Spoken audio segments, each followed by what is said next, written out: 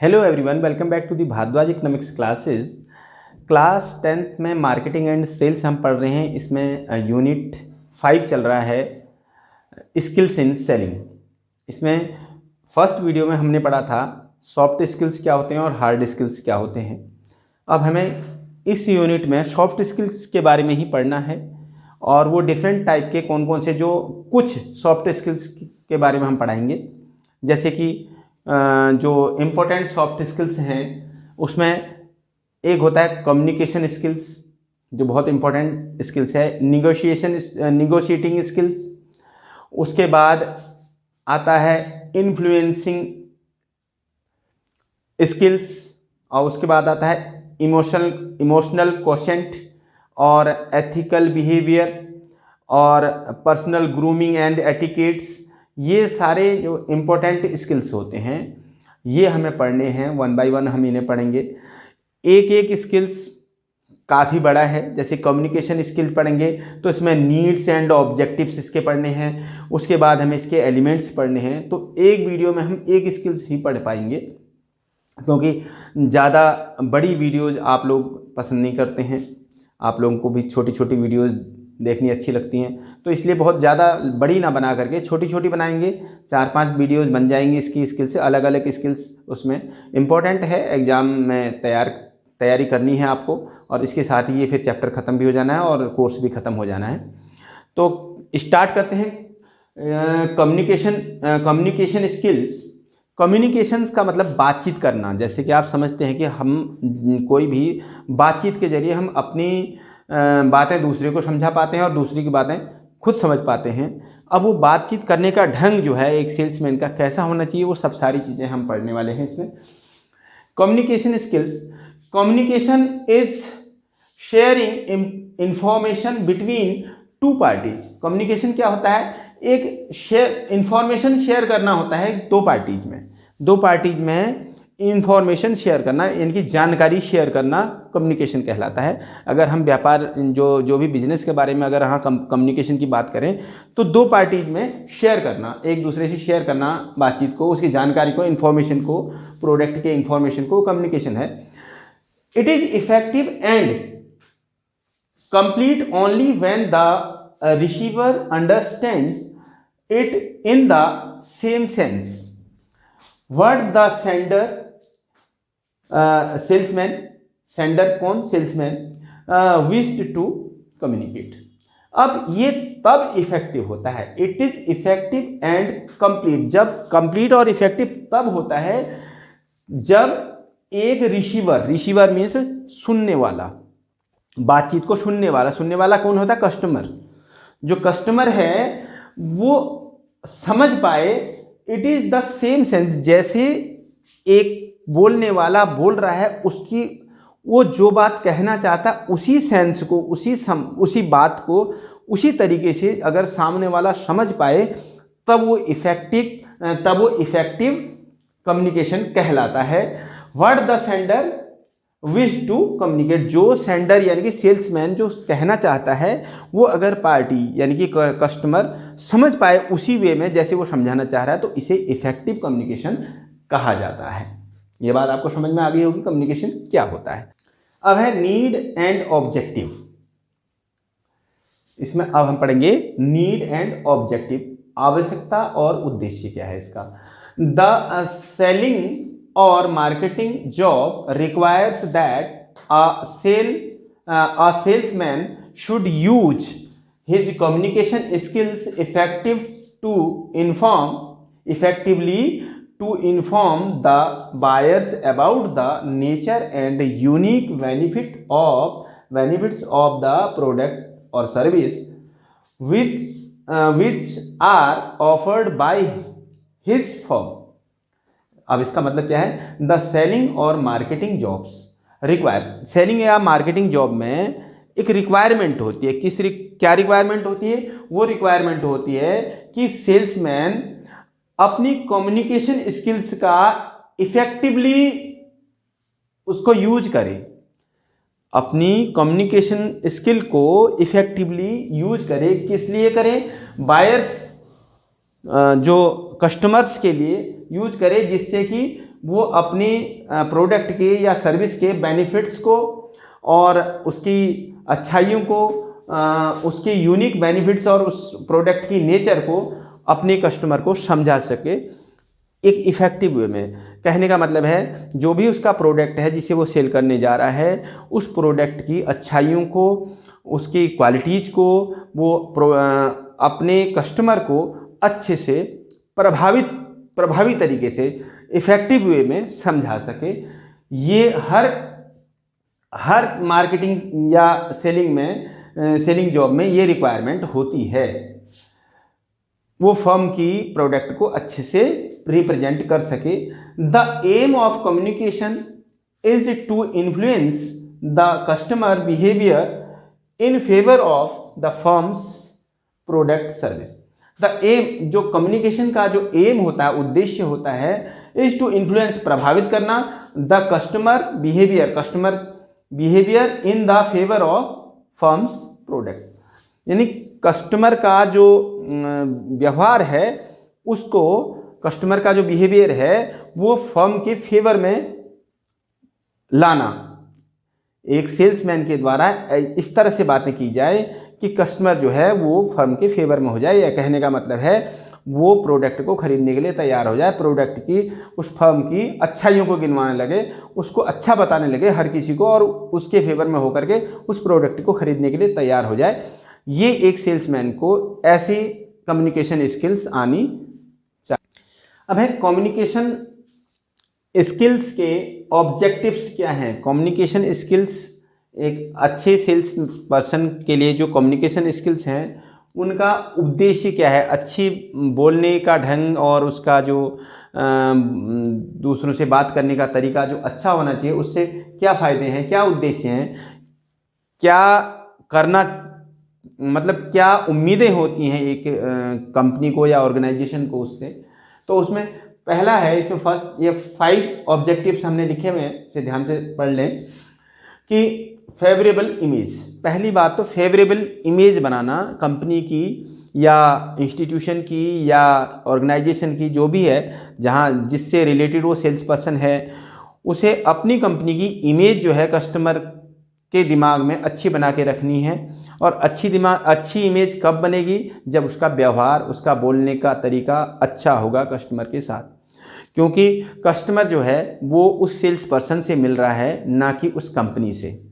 Company तो बाद में सोचेगा क्या है, सबसे पहले जो प्रेजेंटेशन दे रहा है वो एक सेल्स पर्सन दे रहा है, तो उस सेल्स पर्सन की बातों का जो इफ़ेक्ट है वो अच्छा जाना चाहिए, जिससे कि वो कंपनी की इमेज उस कस्टमर के दिमाग में या उन सारे कस्टमर्स के दिमाग में जिनसे वो बात कर रहा है, उनमें अच्छी इमेज बन जाए। पहला ऑब्जेक्टिव। सेकंड ऑब्जेक्टिव है क्रिएट्स डिमांड।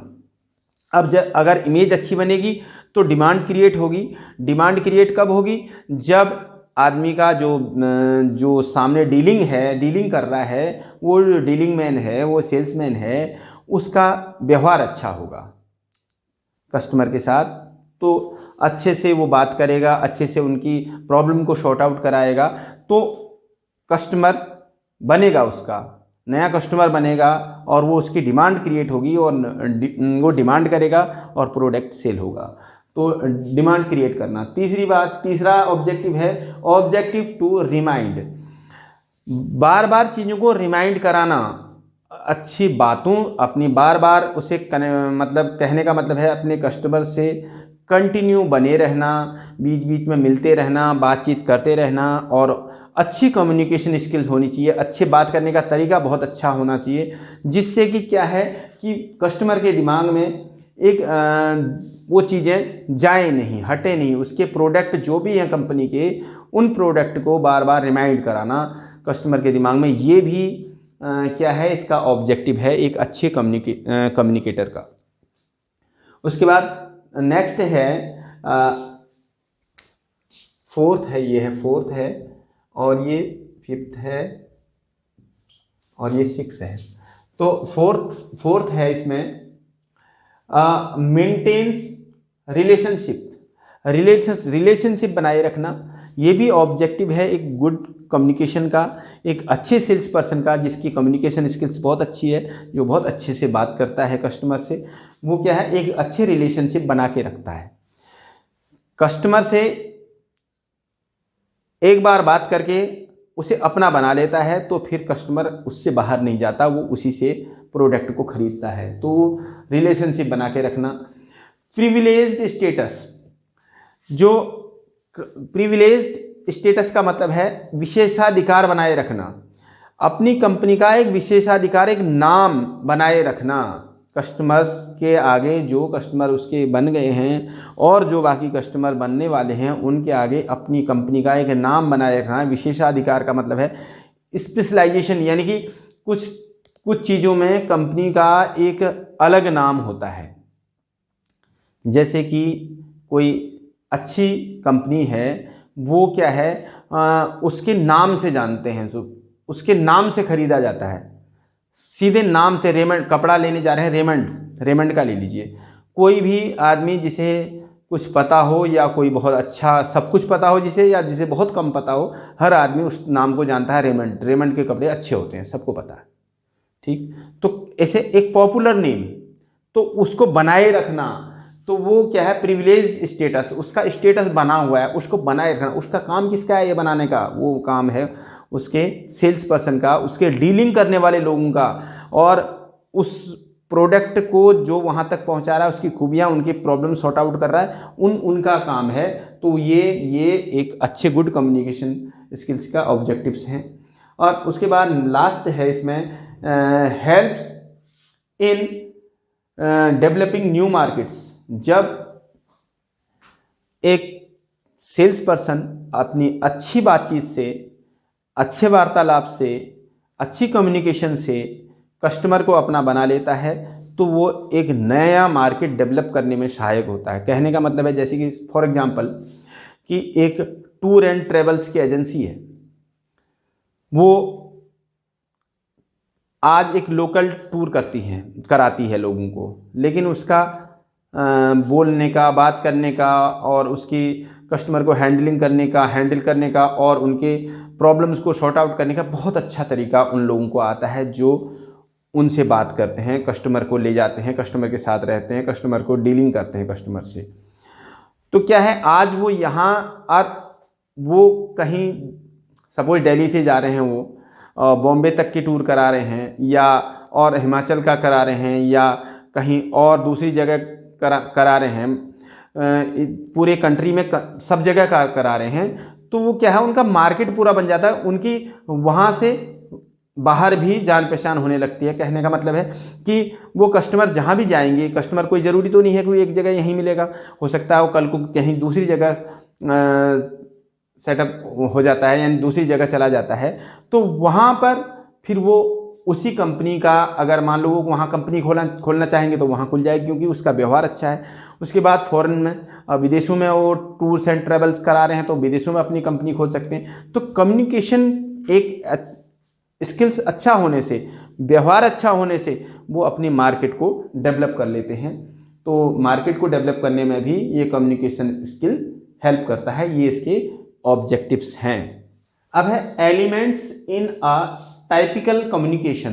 कम्युनिकेशन के जो एलिमेंट्स हैं, अब एलिमेंट्स कौन से एलिमेंट्स हैं इसमें? There are 4 elements in a typical communication.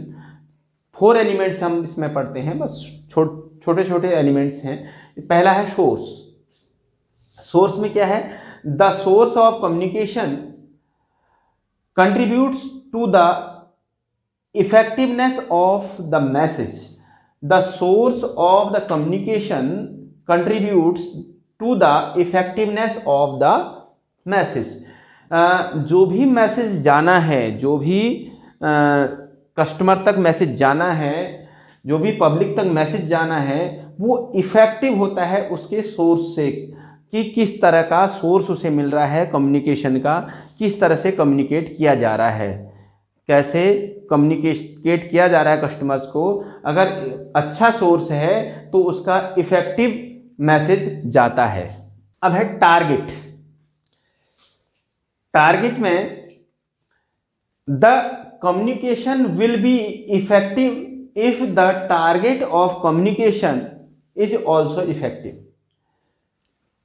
अगर हमारा जो भी एज ए सेल्स पर्सन, अगर हमारा target of communication is also effective, अगर हम जिससे बात कर रहे हैं, जिस कस्टमर से बात कर रहे हैं, वो टारगेट हमें उस कस्टमर को अपना बनाना है,